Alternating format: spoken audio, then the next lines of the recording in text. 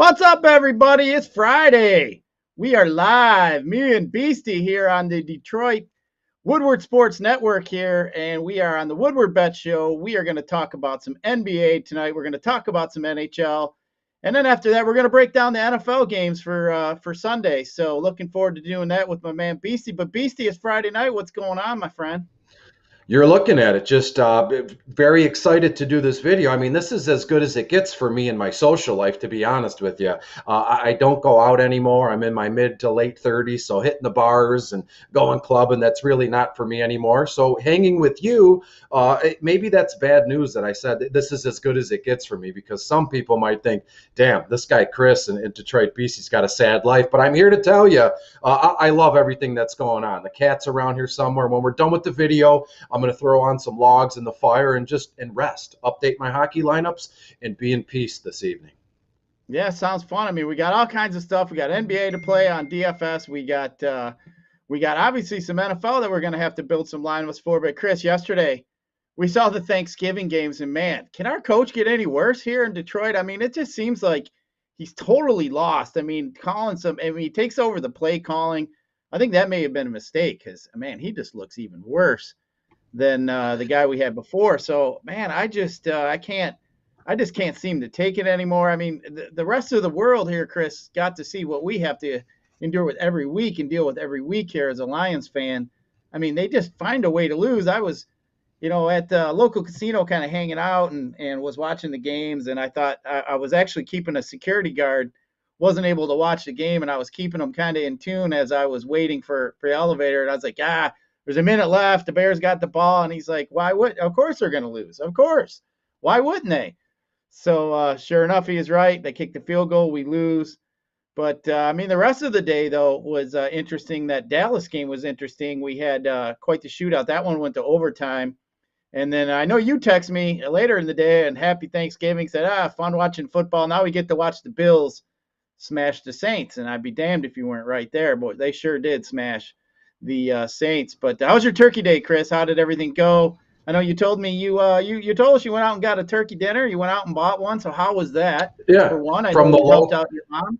So Yeah, from the local Italian deli, Vince and Joe's. They're not paying me no promo here, but my mom, I believe she's 61 or 62. I'm only 37, so when I say she's been making, Thanksgiving dinner for 40 years, it was well before I was born. So I took the time. It wasn't cheap, but hey, what is it between your mother and your family in Thanksgiving? I ordered a full dinner, everything included: green bean casserole, stuffing, the turkey, which was like 15 pounds. They told us it was going to be anywhere between 10 and 12 pounds, and we get this big sucker that I'll be able to eat off for weeks on end here. But it was fantastic. And as far as the Lions game is concerned, from morning until the game kicked off, I was at home resting, doing notes, setting lineups and stuff. And when the game started, I was around. But I have yet to sit down and watch a Lions game from start to finish, because again, at the end of the game yesterday, same old story here. So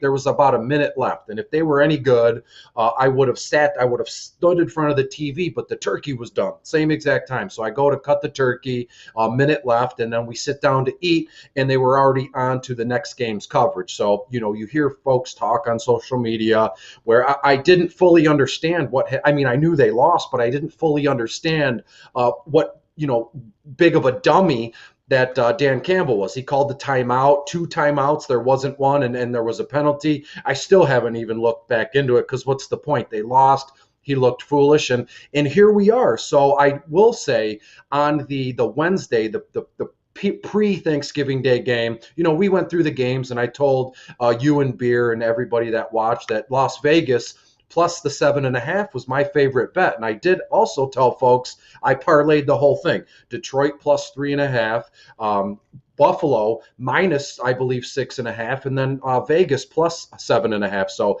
I put that parlay in. I hit that thing for about $857 here. So today, I told you earlier, just between us and a text message, a little bit over 800. I put it all back into the NHL slate today, and we'll see what happens. That's one of those kind of days, one of those kind of things when you bet and you play DFS. I mean, $800. I didn't have it yesterday, so why wouldn't I put it back in and see what we can get going going today for NHL. I guess that's just a day in the life of a degenerate DFS player like me. And I know you're right there. People, they assume when you say degenerate means you suck, means you lose all the time. But I'm here to say I am a degenerate, but I don't suck and I don't lose all the time. So I guess I have that going for me. Our producers are pretty funny here, Beastie, as we know. They keep us entertained for sure. But, for me, the whole DFS day, we did have some pretty good calls. I called Tony Pollard anytime touchdown, and he runs one back. I mean, at first, Chris, I was pretty upset when he gets tackled at like the half-yard line, and then they roll old Dusty Elliott out and hand him the ball, and he walks in to score. I was thinking, come on, that one hurt. And they actually reviewed it, I think, and he fell like at the half-yard line, something like that. So, of course, my luck would have it at that point that he wouldn't score that touchdown and I wouldn't get rewarded on that bet. And then he runs in that kickoff, and I thought that was even better because actually I had Dallas's defense in quite a few of my DFS contests. But we'll get to a little bit more football coming up here as we'll get into into all these Sunday games coming up. Chris and I will go through those. But first, let's get through some NBA tonight, Chris. I'll start off with some NBA. I know you don't get in too much to the NBA, but just kind of looking around. Obviously, something that we generally like to look at are the injuries, and then we like to make sure we're paying attention to guys that are on back-to-backs. But yesterday we didn't have any games, so there really isn't any, obviously, some back-to-backs there. But some guys here that we got to keep our eyes on, questionable here pretty late. We got Holmes, Barnes, we got Ross, SGA, Derrick Rose, LeBron is another one, Jokic, Plumlee, Bogdanovich is another couple guys here we got to keep our eyes peeled to. So make sure you guys are checking out and who is in or out. But just kind of looking around, I mean, does the Joker get back? I mean, that's a big one here. That's a guy that you can spend up to. But we got Milwaukee on the slate.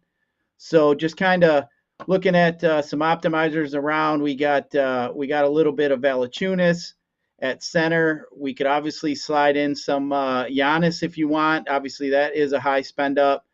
Ja Morant is another guy here that I find interesting, along with LaMelo Ball. I really like LaMelo Ball. He's just a guy that gets it done all over. He scores points. He gets assists. So definitely like him. Wendell Carter Jr. is a guy that's going to be popping here. That's a pretty good value play. Buddy Hield is another one. Maybe some Chris LeVert, Will Barton. Maybe some Bagley as well. So yeah, all kinds of different ways you can go. Just trying to throw in some low price guys for everybody here, but just kind of looking at some games as far as any kind of bets that I may be interested in. Was looking a little bit earlier, and look, we had looks like the Pistons snuck one in on us a little bit earlier. They end up losing 107-96 there. They actually covered the spread by a half point. Looks like they were getting 11.5. I wasn't even really paying any kind of attention to that, just being a little bit earlier in the NBA slate. But I do like this Minnesota team here traveling on the road. I like the over in this game. I like Minnesota to be able to put up some points. This one started at 222. We're at 226. So one of my bets here is probably going to be this over in the Minnesota game. And we'll get to some best bets here at the end with our we'll give some hockey. Beastie's going to give us some hockey and just kind of rolling through some NBA here. So I do like that over in that game as well. Another one that is moving quite a bit, this Toronto-Indiana game when started at 213. It's bounced down to 209, the under in that one. So that one's got some pretty big line movement. And then the other one here, this New Orleans-Utah. I really like picking on New Orleans. I've been betting against them quite a bit. They've just been absolutely terrible. Now they're getting 13.5. I'm going to Utah. So Utah is going to be on my radar here. And then tonight we got Golden State giving 6 points at home to Portland. I think that's interesting as well. But Beastie, that pretty much does it there for basketball. If I talk anymore, this old guy here is going to have to get me some kind of respirator or something. Get me a swig of water. I can't keep rambling all over the place here. I'm going to pass out if I keep going. But either way, my friend. So let's talk some hockey. You said you got all kinds of stuff going on in hockey. I know we got a handful of games, but maybe you can convince me to get in some hockey. We got 6 games that actually started at 7 o'clock or later tonight. So what are you thinking about tonight's game? Well, I just want to say, as the NHL season progresses, we'll get hot. I'll get hot, and all the bets I give out and little DFS plays and stacks will get good. I've been doing the same thing for probably 5 or 6 years. After the first month or two of the season goes, I lay low, little bets, little DFS. But once, right around Christmas time and right when the new year starts, full speed ahead. We're going stacks, we're getting nuts. And tonight, I have a feeling, as I said, I cashed that parlay last night. So why can't we get a little wild early here? So as you said, there's 6 games on the main slate. It all locks at 7 o'clock. Starts in Buffalo. Montreal is at Buffalo, and we go down. The last game of the evening is the Toronto Maple Leafs are in the Shark Tank, in the San Jose Sharks here. But I want to go back briefly to Montreal here. As I said, the Montreal Canadiens go to Buffalo to take on I wanted to say the Bills, but no, it's the Sabres here. And if you look at this one, over-under is at 6 total goals here. Only one. Actually, there's only 2 games on the slate that the over-under is at 6 or greater, and that's this one, Montreal at Buffalo, or Toronto at San Jose, as I said briefly. So we'll start with this one, and we'll end with that same game. So to me, I love the idea of stacking the Montreal Canadiens this evening against the Buffalo Sabres, who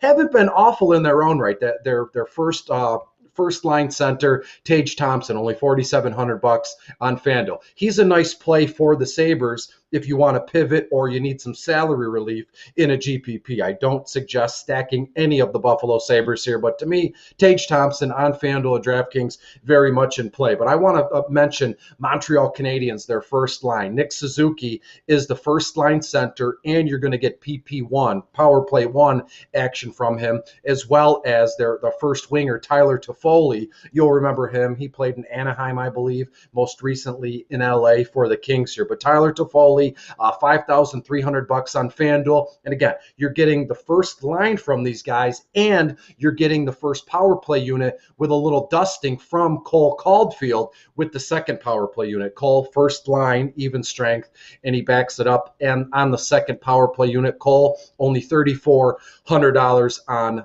DraftKings and FanDuel, excuse me. Let's go to Vancouver to the next game. That one locks right at 7 o'clock. As I briefly said, the Vancouver Canucks head to Columbus. I can't even believe I said that out loud given what's happening tomorrow here. But the Blue Jackets host the Vancouver Canucks, and I love the idea of Vancouver's second line. This one, over-under, is at about 5.5 goals. That's pretty standard when it comes to hockey here. But Vancouver projected to score about 3.7 goals in this one. They're projected to win 57.5% in terms of winning percentage in this one. So the Vancouver second line here, Elias Patterson, second line, second power play unit. And you look at Connor Garland. He's one of my favorite plays this evening. Only $5,000 on FanDuel. Used to play for the Arizona Coyotes. Now he's with Vancouver here. And let's talk about Brock Boeser, first line, second power play unit. So maybe I misspoke. I would prefer Vancouver's second line, but I also love the idea of Vancouver's second power play unit.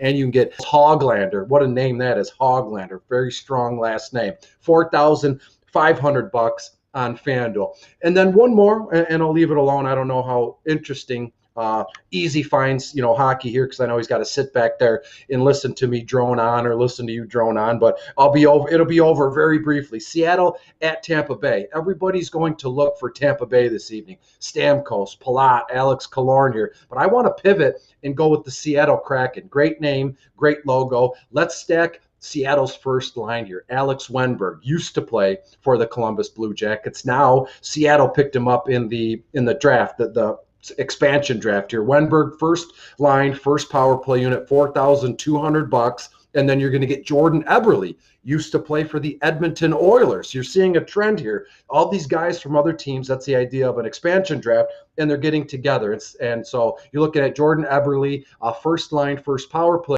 unit, $800 on FanDuel, rightfully so. I have him projected at around 19.7 overall fantasy points, only second behind Austin Matthews this evening playing in San Jose. And let's stop with Marcus Johansen. I believe previously from the Nashville Predators. Now he's on the Seattle Kraken's first line, first power play unit, only $4,400. So if we want to tie this thing up in a little bow here, again, I showed you, I show everybody my notes often here. I got a notebook with tabs, and this is my smaller one. This is for hockey and baseball here. It's maxed out. So personally, if you want to grab a pen, paper, write this down. I'm going to stack Montreal 2 with Vancouver 2 in the same lineup. That's one. You're on your own for defenses and a goalie here. And I also love the idea of Seattle 2 stacked with Toronto 1. And you know what you're going to get with Toronto 1. Austin Matthews, Mitch Marner, and we go from there. So that's how it's looking for hockey this evening. Lock is in about 45 minutes. I know we're live right now, so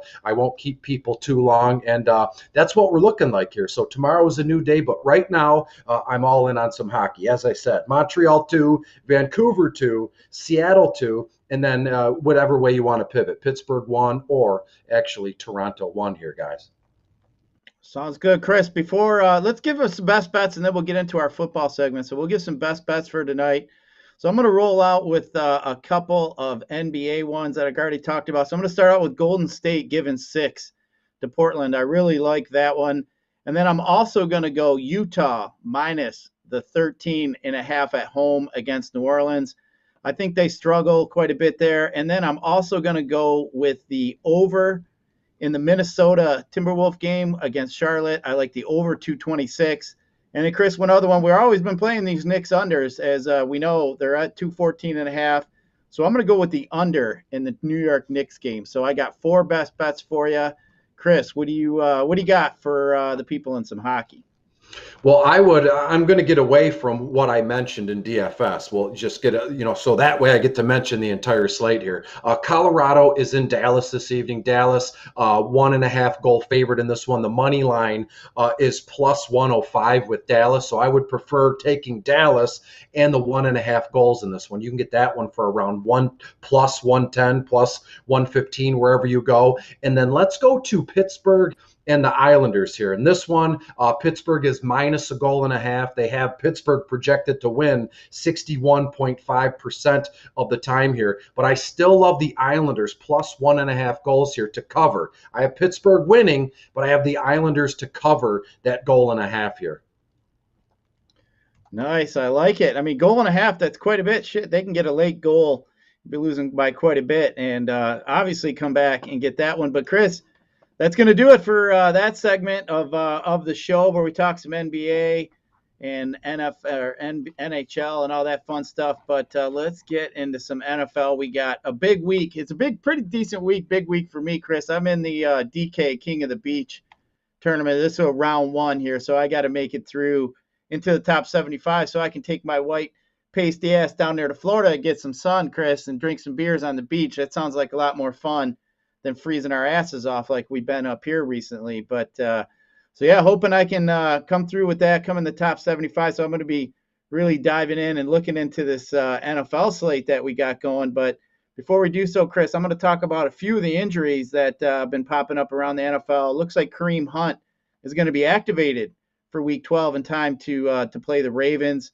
So that's a big one. Looks like the Giants are going to be struggling without Sterling Shepard and Kadarius Toney, your favorite there, Kadarius Toney, Chris. But looks like they are not going to be able to make it Week 12. One we got to keep our eye on is Aaron Rodgers. He did not practice Thursday, so we're going to have to keep an eye on him. I'd say more than likely he gives it a go, but looks like his toe is really bothering him. Lamar Jackson, with his illness, fully participated in practice yesterday, so it looks like he should be good to go.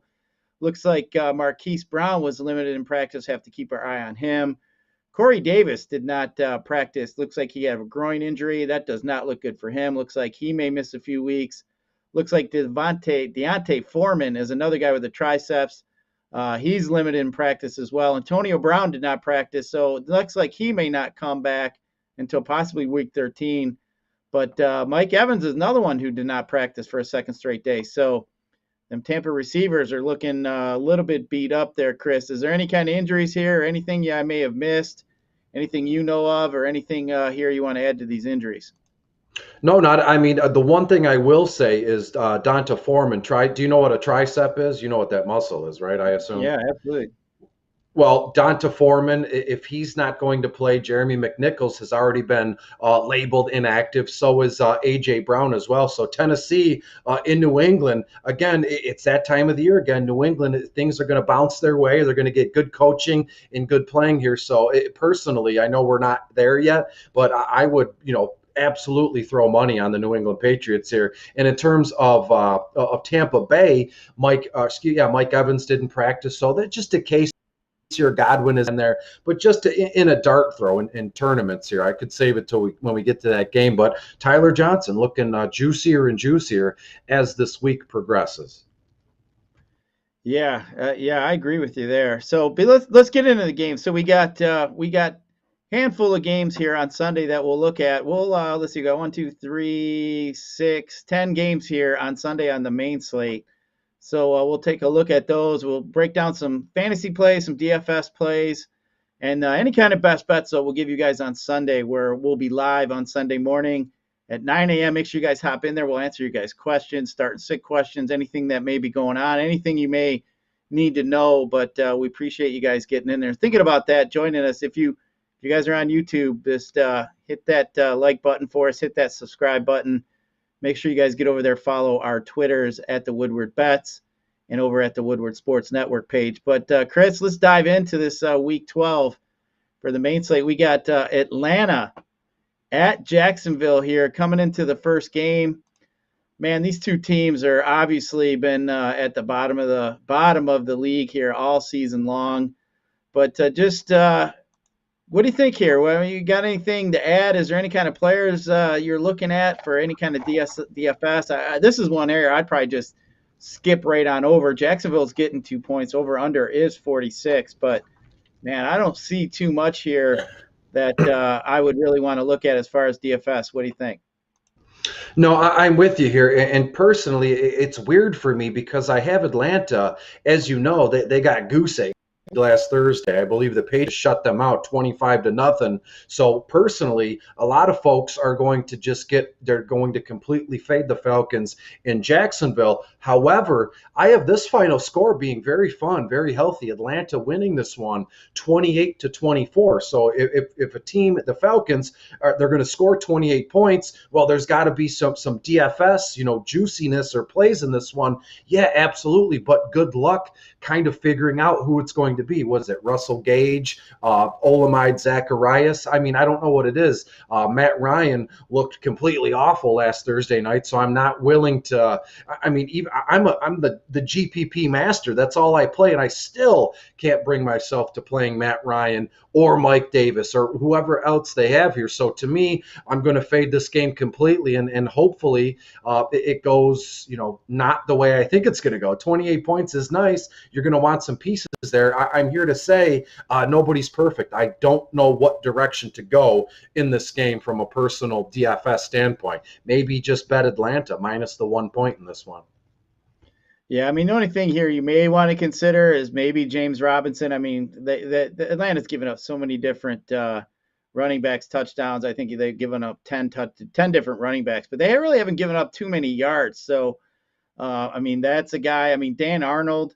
I mean, he's been tricky. I mean, he's not really had that big smash game, but had a couple bad games here recently where he hasn't. I think last week he didn't really do all that well. But man, I mean, how can you rely on any of these pass catchers with Atlanta? It's just pretty tough. So for me, yeah, there really isn't too much here as far as DFS. Maybe some Cordell Patterson. I just don't like his touchdown upside here. I actually think this game may be pretty low scoring. I don't know. Two weak teams. I'm not a fan here of this game at all. But Chris, we'll move on. We got Tennessee at New England. This one here, obviously a big one here for some playoff implications.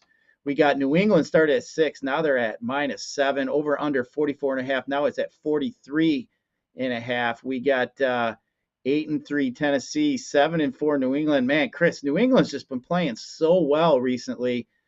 And with like these guys you just mentioned, maybe out for Tennessee here. Is Tennessee going to be overmatched here in this game? Well, here's the thing. These are always fun, right?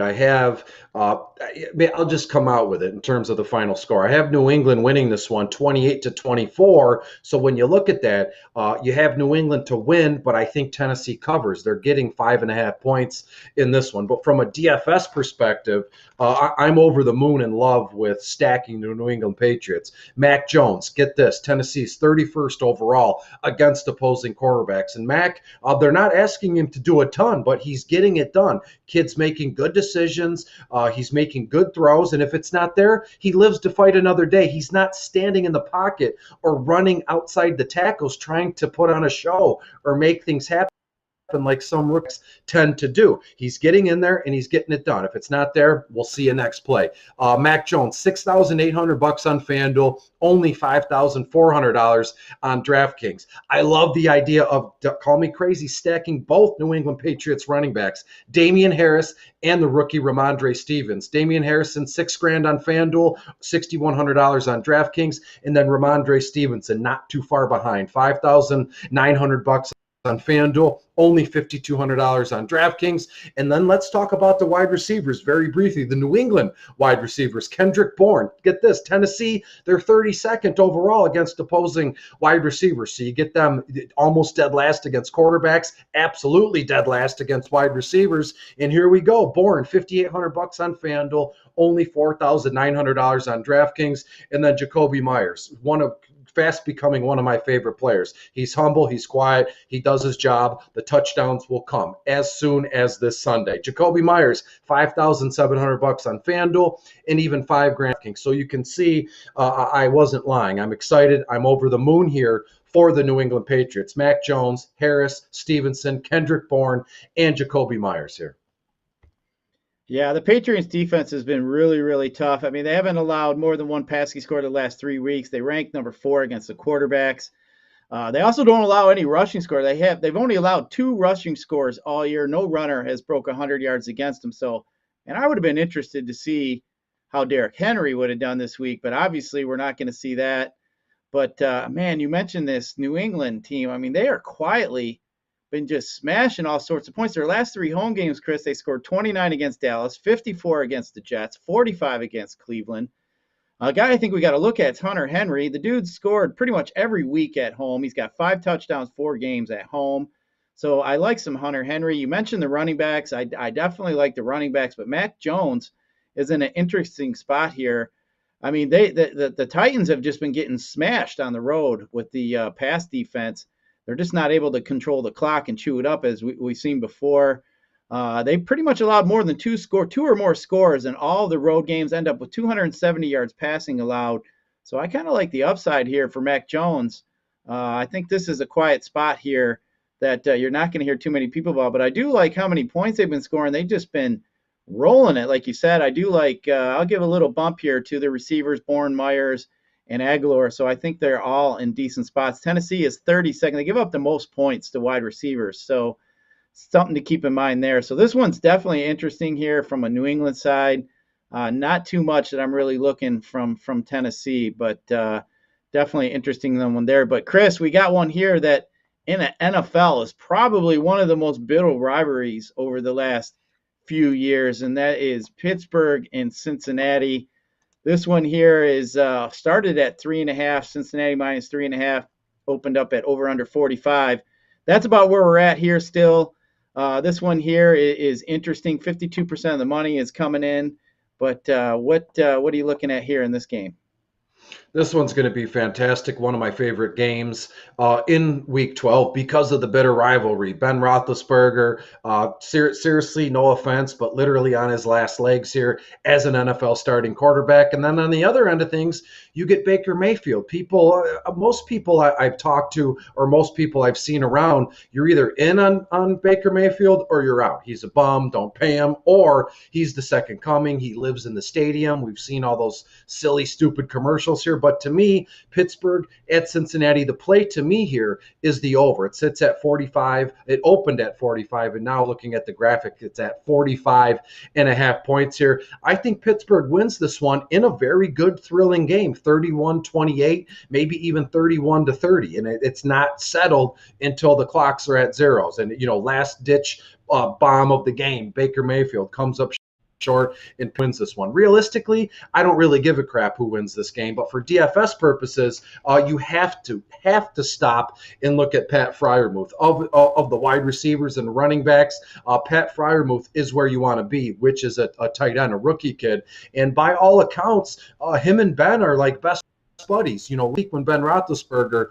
was not with the team, he was on COVID IR. I believe he missed week 10. He traveled separately, but the whole time, him and Pat Freiermuth were FaceTiming these running over plays virtually here. And Pat Freiermuth, look at last game. They give this kid targets, and not only targets, but high upside targets in the red zone, inside the goal, 5-yard line or right there, high upside targets, as I just said. I'm stuttering and stumbling because I'm so excited for Pat Freiermuth. $5,300 on FanDuel, only $4,300 on DraftKings, and Cincinnati, 18th overall against opposing tight ends. And I just realized when you kicked it to me, I talked as if Pittsburgh was playing Cleveland, but they're not. Pittsburgh is playing Cincinnati. Major blunder on my end, Scott. Hey, they're both from Ohio. I mean, we're not fans of anything in Ohio this weekend, obviously with the Buckies coming into town. So, but anyway, in this game here, I mean, Big Ben, we saw him score all these points, all these yards this last game against the Chargers. Man, I'm not buying in any of that. Cincinnati defense is holding the quarterback 7th fewest points. So I will say a guy here that I am looking at is potentially Najee Harris. I mean, Cincinnati's been giving up a league high 76 running back catches. And last time they played, he had 19 targets. He got 14 catches in week 3. So that's something we got to keep our eye on. I do like a little bit of Chase Claypool this week. I think he's interesting. And then another guy, too, on the other side with Cincinnati. If Hayden's not going to be in there, Jamar Chase is in a pretty good spot here in this Bengal offense. And then, too, it's hard to ignore Mixon. I mean, the guy just came off a 30-carry effort. 18 touches in 4 of his last 5 games. I think Pittsburgh's been pretty weak against the running backs. I mean, we saw what Swift did to them. They're giving up the 12th most fantasy points to the running back, almost 139 total yards a game, 4.69 yards a carry. So I think Mixon's interesting here as well. I do like your Freiermuth call, but the running backs are definitely interesting in this game here. But we'll move on. We got another 2 crappy teams, Chris. We got the Jets at Houston here in this one. Man, this one's pretty sad. Houston started out -3.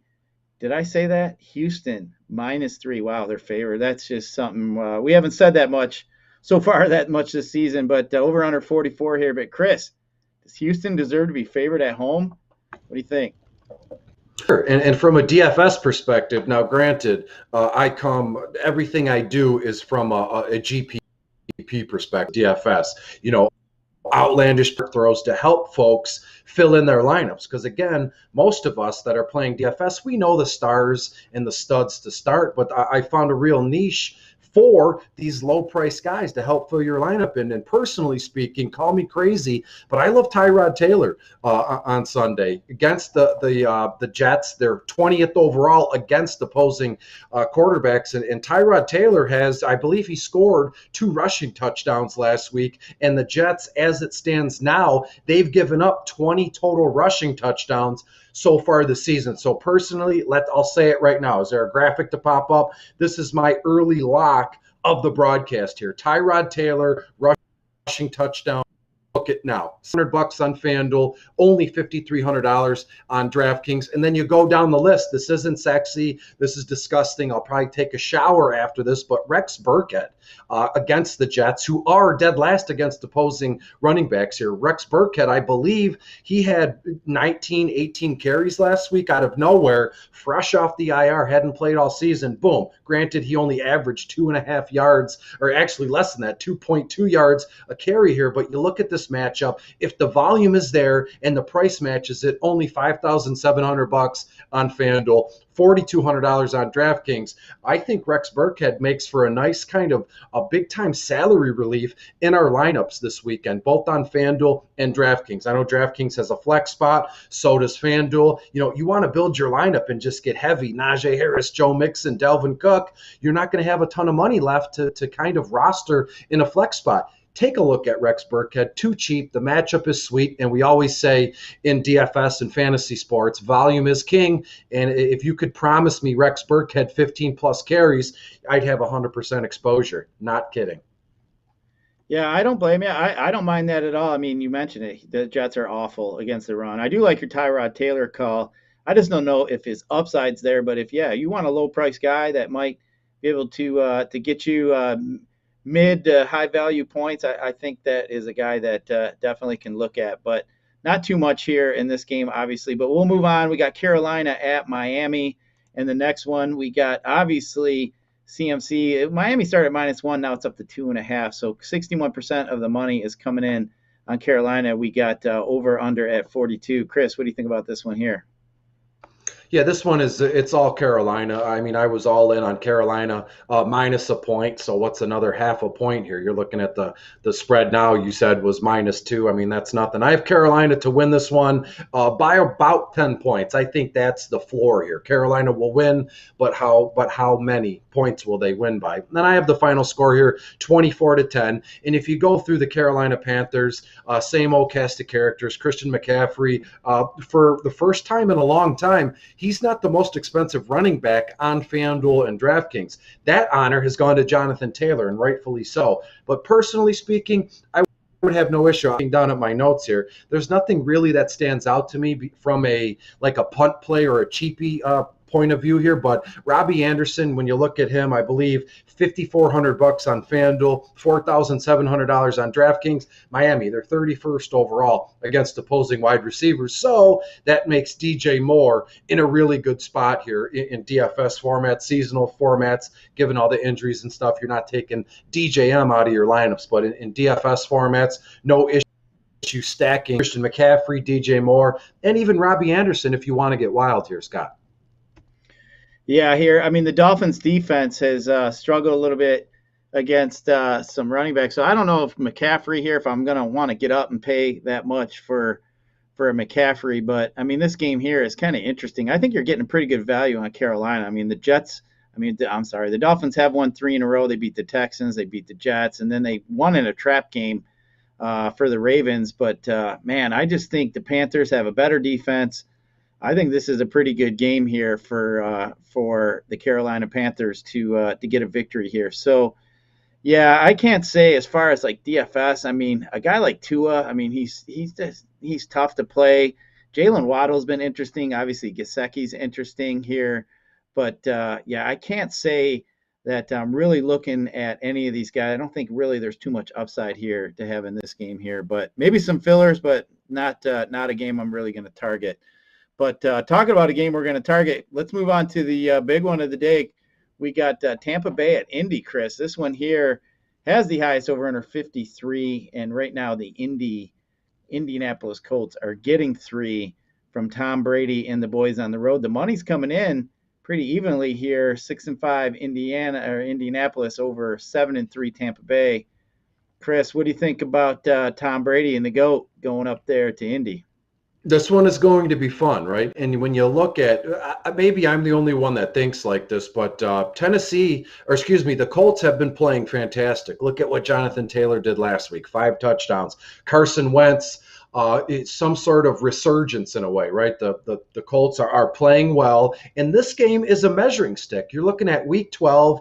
Are the Colts serious? Are they for real in terms of a wild card spot or winning the division outright and doing some kind of damage in the playoffs? So you put the betting perspective aside, you put the DFS perspective aside. This is a huge game for the Colts moving forward. And as it stands now, Tampa Bay, I don't think Tampa Bay is the best team in the league right now, but they're the reigning defending Super Bowl champions. So you have to use them as a measuring stick as the season progresses, right? Until the next Super Bowl winner is crowned, they're still the champions. So let's see what the Colts do in this one. And to be honest with you, I do believe Tampa Bay wins this one. It's going to be close. I'm looking at like a 28-27 kind of final score here. So Tampa Bay wins, but I think the Colts cover in this one. And I'm looking in terms of DFS, again, Jonathan Taylor, how can you get away from this guy? If you are, it's going to be this week, given the fact that Tampa Bay's 8th overall against opposing running backs. But again, I'm rolling my eyes because last week, Buffalo was 1st overall against opposing running backs, and Jonathan Taylor mopped the floor with them. So again, when you get a stud like Jonathan Taylor, I think that the DVP, defensive player versus player, is you throw that out the window because it doesn't matter. He is so good. He can take it to the house at any given time, and you love it. So personally, Jonathan Taylor, very much in play for me. And when you go down the list, you're looking at the Tampa Bay wide receivers, a dart throw, Tyler Johnson, absolutely. And even Chris Godwin. To me, I think Chris Godwin is one of the better plays on the slate here, given the fact that if Mike Evans was not inactive, but he didn't practice the last few days, then that makes him kind of like the end-all be-all for that Tampa offense. And he was already getting a ton of volume, getting a ton of targets, scored twice last time out. So you're telling me now he could get more work. I'm head over heels in love with Chris Godwin in Week 12 here. Yeah, I mean, let's think about this. The Colts that was a big game for them to go up to Buffalo, and then they beat them down that they did. Now they're going to have to play Tom Brady and the crew here. But I do definitely think this is a tough matchup for Taylor. But, man, this is a spot you could get him pretty low owned. I still don't think people are going to go to him, especially as well as he's been doing. But an interesting call here. I think Gronk's an interesting call, especially if Evans is out. Indy's 31st against giving up points to tight end, especially with Brown being out. So I do like your Godwin call a lot there as well. But, I think, this game's definitely going to be interesting. I think it's going to be a pretty close game. But, man, the Buccaneers are just so tough against the pass, giving up against the pass. I mean, that defense has been pretty good. So, yeah, I think this one here is interesting. But I do like some Jonathan Taylor. I mean, all the offense obviously goes through him. I think you're going to get him pretty low owned. So, I'm going to kind of keep my eye on the ownership as it goes. And if I can get Jonathan Taylor at less than 20%, 15%, I think that is a pretty good play that we need to consider. So let's move on here, Chris. We got the Giants hosting the Eagles here coming up. I believe this one's still at 1 o'clock. I thought it may have started our 4 o'clock slate, but it does not. So the Giants got the hook here from 3, started at 3, now it's up to 3.5. Over-under started at 46.5. It's down to 4 and 5. Man, these two teams are struggling. Giants are 3 and 7. And then obviously we got Philly here 5 and 6. Both of them are 5 and 5 against the spread in their last 10. Chris, what do you think about this division rivalry game here in the NFC East? Well, given the fact that Dallas lost on Thanksgiving, that leaves the door open for the Philadelphia Eagles to make some moves in the NFC East now, and I hope they do it. I mean, anybody that's not in Dallas, or I should preface this by saying anybody that's not a Dallas Cowboys fan wants the Dallas Cowboys to lose. I don't have a dog in this fight here, but to me, look no further than Jalen Hurts and also Miles Sanders here. As it stands now, throughout the season, the spring, the summer, and up to this exact point now we're live on the air, people just dislike Jalen Hurts. He stinks. He's not a good professional quarterback. He's not good in seasonal formats, DFS formats. All this kid does is produce. He puts up points. He puts up yardage. He's always has the Philadelphia Eagles in a position late in games to win. And if they're not, he's going to put up garbage time points for you anyway. So to me, Jalen Hurts is the perfect quarterback for a DFS slate. Garbage time, he's money. They're winning, he's money. So give me all the Jalen Hurts this week. And I also want to mention Miles Sanders.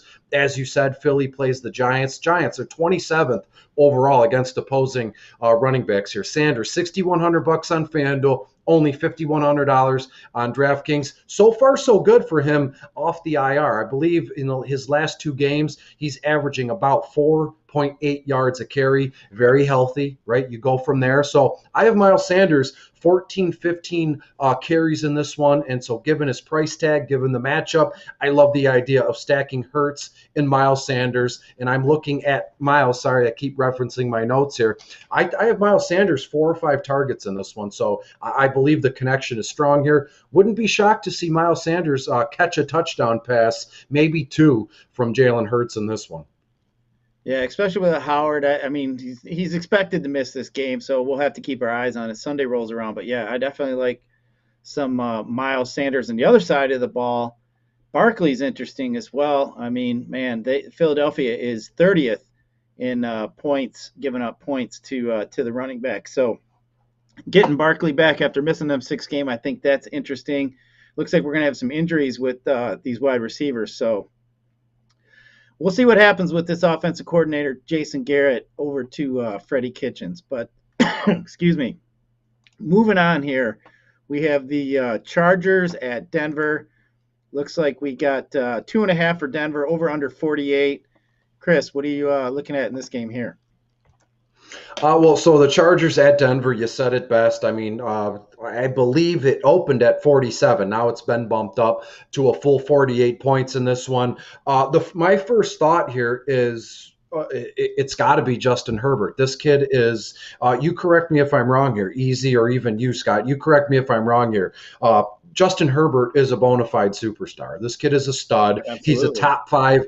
He's a top 5 dynasty quarterback. I know this is a DFS show, but it just helps me put things into perspective here. So you have to look at, Justin Herbert here against a formidable Denver defense here. But I think the Chargers are too strong in this one. I have the final score being around 28, maybe 30 overall points compared to Denver 17. Denver's, on a major slide here. They're just not getting it done here, and they continue to just, cut a knife right down the middle between Melvin Gordon, between Javonte Williams here. Stick to one player and let it go. I know they have to put their real life playing time, in order here. They don't care what us fantasy players are doing or what our sports bettors here. But to me, it starts and ends with Justin Herbert, Austin Eckler, maybe throwing a little bit of Keenan Allen. And that's about it here. The Chargers defense has been, they're coming on strong. As long as Derwin James is on the field there, then the Chargers defense is a threat to ball hawk, interceptions, fumble recoveries here. So honestly speaking, I've said it, quite a few times during the length of this broadcast. I love plucking those gems, those low-owned gems, and I just don't see anything from the Denver side of things here. I think it's all Chargers early often. They win in this one, as I said, 31-14, 31-17, and that's about it. Good luck kind of projecting where the Denver Broncos points come from. Yeah, Denver, I mean, I don't want anything to do with that offense. I can't play Gordon. I can't play Jew. I can't even play Fant. I don't want anything to do with them. But this Charger team, I mean, Denver's pretty tough against the pass. I think you could get there's a safe floor, but I don't know if the upsides are. I do like Eckler. I mean, Eckler's, the offense runs through Eckler. It seems like Eckler and Allen. Williams has been struggling a little bit, but definitely like those guys that you mentioned. But we'll skip on to the next game. We got Minnesota at San Francisco. I think this one's pretty interesting. Over-under started 48. It's at 49. We started at 2.5, and now we're at -3. Chris, what do you think about this one here at the 425 slate?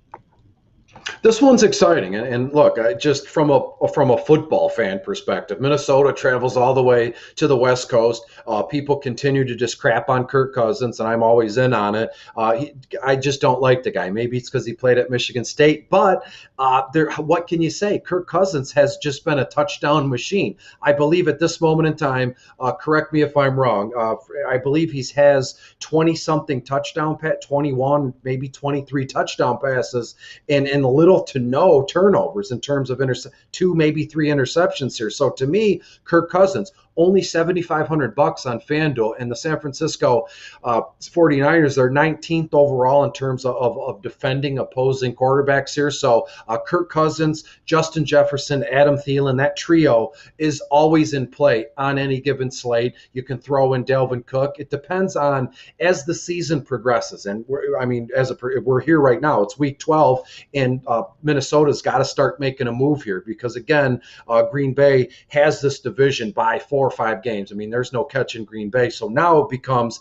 Minnesota getting it done to win the wild card spot. And I think that starts and ends with feeding Dalvin Cook the football against an okay San Francisco 49ers defense here. And when you look at the San Francisco side of things, to me, it's all about Deebo Samuel. It should be all about Deebo Samuel. This kid can take the ball to the house any given situation. He is, I believe, how can I put this? I believe he's a top 15 overall running back right now, and he doesn't even play the running back position. Deebo Samuel is breaking out. If he hasn't already, he's a full-blown stud here. Deebo Samuel, $8,000 on FanDuel. But again, I want to draw a little bit of attention to Brandon Ayuk, $6,300 on FanDuel here. As you look, you can bring it back through, his usage chart. It's gone up and up and up every week. And I think at this stage of the game, I believe he's on the field for about 73 to 76% of the offensive snaps, where it was only,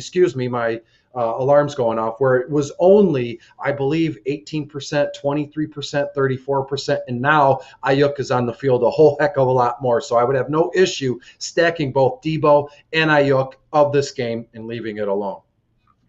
Yeah, I don't mind that. Minnesota's going to be without a couple of their defensive players. Obviously, Everson Grisham's out, Dalvin Thompson. Patrick Peterson didn't look pretty good. If Mitchell's in there, I'll be interested in him. Maybe a little Jeff Wilson, but I really like your Deebo Samuel call. He's been really hot. But, Chris, we got one more game before we get out of here. We got the Rams in Green Bay. And then, obviously, we'll be back on Sunday to be able to talk more live about these games as they get closer on Sunday. But we just want to give you guys a little heads-up look here. But, Chris, we got one more. We got the Rams at Green Bay. Obviously, we talked a little bit about Rodgers suffering, not been practicing. When Green Bay was minus 2.5, they're up to +1 here against the Rams coming to Lambeau. Matt Stafford maybe getting some revenge up there in Lambeau Field. What do you think here? That was my first reaction. I wonder if they'll meet at the center of the field after the game and, as the kids say, dap up, or exchange jerseys. I doubt that. But this is the game that I'm most excited for. I know I've mentioned this throughout the course of the broadcast. I'm excited. This is the game I want to see. Stafford and Aaron Rodgers in Lambeau Field, right around Thanksgiving. It's going to be cold. We'll see what we can do.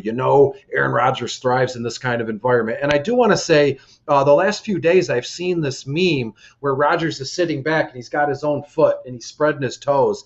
And I had no idea what the context of that was until we started this broadcast. And you said that Rodgers has some sort of toe injury, and it just clicked and it made sense right there live on the broadcast here. But from a sports perspective, from a DFS perspective, A.J. Dillon going to be I don't even think it's arguable that A.J. Dillon is going to be the most owned player on the entire main slate. Single game slate, absolutely. A.J. Dillon, $6,900 on FanDuel. Hopefully, they just let Aaron Jones sit this one out. They have a bye week next time around. So let's just let the young kid, the Quadzilla, do the work here. What more can you say about Aaron Rodgers and Devontae Adams? I do want to stop briefly on Josiah Dugara, Green Bay's tight end, only $4,900 on FanDuel here.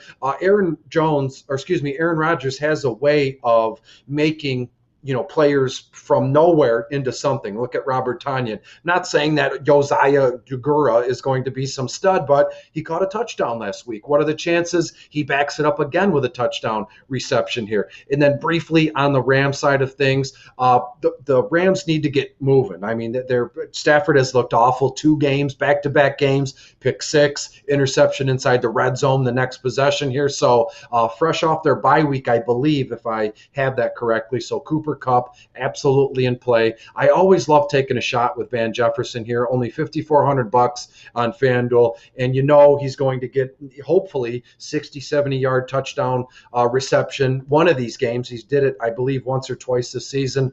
Let's let him do it again here against a 7th overall Green Bay Packers, secondary here. So it's going to be tough sledding for the Rams, but I have this game, the Rams winning this one, 35-24 in here. So in a way, kind of a little bit of a blowout here for the Rams in Lambeau Field.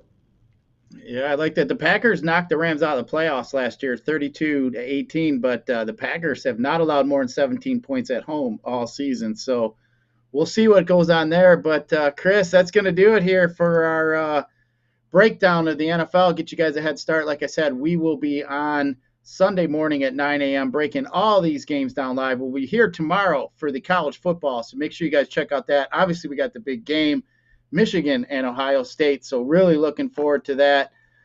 Chris, anything you want to say before we get on out of here? Yeah, and this one's for Easy. I know he's there, and I just want to say, in terms of hockey, we're going to stack Montreal 2, Vancouver 2, and I could get a good look at a T-bone by sticking my head up a Bull's ass, but I'd rather take his word for it. Right there, Easy. There it is. Word for word. Fantastic. You know what? That was one of my favorite movies. So we'll end on that note. We appreciate everybody listening. For Easy Behind the Glass and Detroit BC, I am G. Risen. We will catch you tomorrow.